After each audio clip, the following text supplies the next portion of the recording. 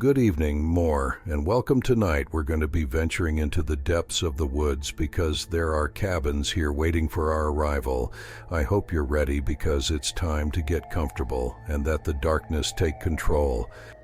This story takes place in Cincinnati, Ohio, specifically Claremont County. I'm a 31-year-old woman now, but this happened in 2006 when I was 17, almost 18. My boyfriend Michael, my friend Alyssa, her boyfriend, now husband, Nick, and I were the ones involved in this unexplained event. There was an abandoned cabin in the middle of the woods that you could only reach by walking about a mile.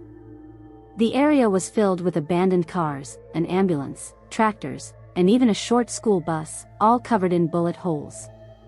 There was no clear path for vehicles to get there, making it a mystery how these items arrived. On a previous trip with our friends Tom and Janet, we visited the cabin. Tom and I went upstairs with a Ouija board, asking silly questions. The board spelled out, "Hui." After saying goodbye on the board, we found a massive kid's sock in the wall.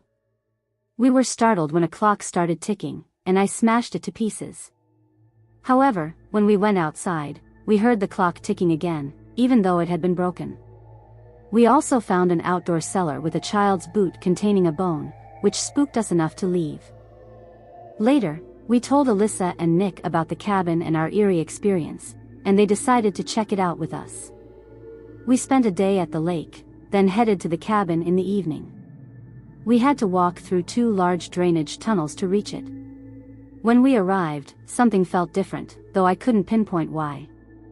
Alyssa and I went upstairs to show her the sock in the wall and check the broken clock. Suddenly, we heard a loud crash, and Alyssa bolted outside, terrified. She said she saw someone looking in the window. We told Michael and Nick, but no one else was around. Distressed, we decided to leave. As we walked back, we noticed huge rocks standing straight up in a line along the creek bed, which hadn't been there 20 minutes earlier. This unnatural sight freaked us out, so we hurried back. When we reached the first drainage tunnel, none of our flashlights worked, even though they were fine on the way there. 30 minutes later, we arrived back at my boyfriend's parents' house, where Nick and Alyssa's car was parked. Alyssa got in the car, ready to leave, but suddenly jumped out, screaming and covered in ants. The ants were coming from the back seat and trunk. Nick opened the trunk, revealing a huge, rusty, old wool sock covered in ants. We had been in and out of that trunk all day, and it was empty when we left their house earlier. The sock's appearance was inexplicable. We never returned to that cabin. My boyfriend later found journals there, revealing that the man who lived there, named Hubert, often called Huey, was a danger to children. His journals detailed his disturbing urges. This story is entirely true, and it's the only time I've encountered anything like this. I have no idea what Alyssa saw in the window, but I know boulders don't stand up on their own, flashlights don't malfunction like that, and no one could have planted that sock in the trunk. If you ever come across a random cabin in the woods, leave it alone. You never know who lived there, what they did, or what could still be there. I learned this in a very unsettling way. For the past 27 years, I've been living in rural Colorado, and I had a somewhat eerie experience that I can't fully explain. 3 years ago, I went elk hunting with a couple of co-workers in November. As we ascended to our hunting spot, which was several thousand feet higher in elevation than our hometown, we encountered heavy snow that prevented us from reaching our planned campsite. Instead, we settled for a pull-off near the mouth of a meadow, about 100 yards from some herder cabins dating back to the early 1900s. That night, we retired early, planning to start our trek through the forest the next day. However, in the middle of the night, all 3 of us were awakened by a horrifying, tortured scream coming from the direction of the cabins. The chilling sound continued for a few minutes before abruptly stopping with a loud bang and the sound of breaking glass. We hesitantly unzipped our tent door and shone our flashlights toward the cabins, but we couldn't discern anything unusual. None of us dared to venture into the forest at night. After spending several sleepless hours, clutching my pistol tightly and startled by every little noise, dawn finally broke.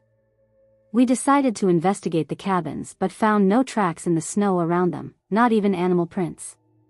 Strangely, one of the cabin's windows was shattered from the inside, with broken glass scattered outside on top of the snow. Peering inside, I could only see a table. The rest of the cabin seemed barren. Surprisingly, the door remained securely boarded up. We spent the day dismantling our camp and relocating to a different area. However, even after 2 more restless nights, none of us felt comfortable staying in the vicinity any longer. I ultimately decided to call off the hunting trip and returned home empty-handed. Since then, none of us have ventured back to hunt in that area. When I was 15, my friend and I found ourselves homeless due to some poor decisions. Desperate for shelter, he mentioned a nearby cabin that his family used to visit, which had recently closed down. It was fortunate that one of us had read about it in the local paper. We decided to try our luck there, and after a day's journey, we finally arrived. Although it was a bit remote and off the beaten path, the location seemed decent enough, providing us with a temporary home where we could start applying for jobs. We began sending out job applications, and one day, my friend headed into town to drop off some resumes. However, he never returned. As days turned into weeks, I grew increasingly worried. Eventually, I decided to visit his parents' house to see if they had any information. They welcomed me warmly but were equally concerned about their son's whereabouts. Despite my lack of answers, they seemed relieved that I was willing to help. Several days later, just when about 10 days had elapsed, my friend suddenly reappeared. He explained that he had been in the cabin, listening to his iPod, when the music suddenly started distorting. Before he knew it, he found himself outside the cabin, disoriented and panicked. After wandering through the forest for a while, he eventually returned to the cabin, only to realize that much more time had passed than he had anticipated. His unexpected absence left me feeling nervous and uneasy. We decided to leave the area shortly after, never returning to those cabins again. I later learned that they had been demolished. This story unfolds at the infamous Myrtles Plantation. We arrived there around 2 p.m. and were treated to a complimentary tour of the grounds. I felt strange vibes all around, which was unusual for me as I rarely experienced such intense feelings. After the tour, we were shown the place where we would be spending the night and were left to explore on our own. While inspecting the room, I noticed something near the back door that gave me incredibly strong vibes, even more intense than what I felt elsewhere on the grounds. Sensing that something had occurred there, I felt compelled to investigate. By this point, it was around 5 p.m., and we decided to head into town for some food.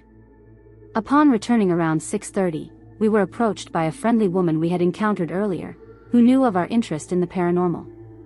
She invited us to see her room in the plantation itself, as we were staying in a slave cabin.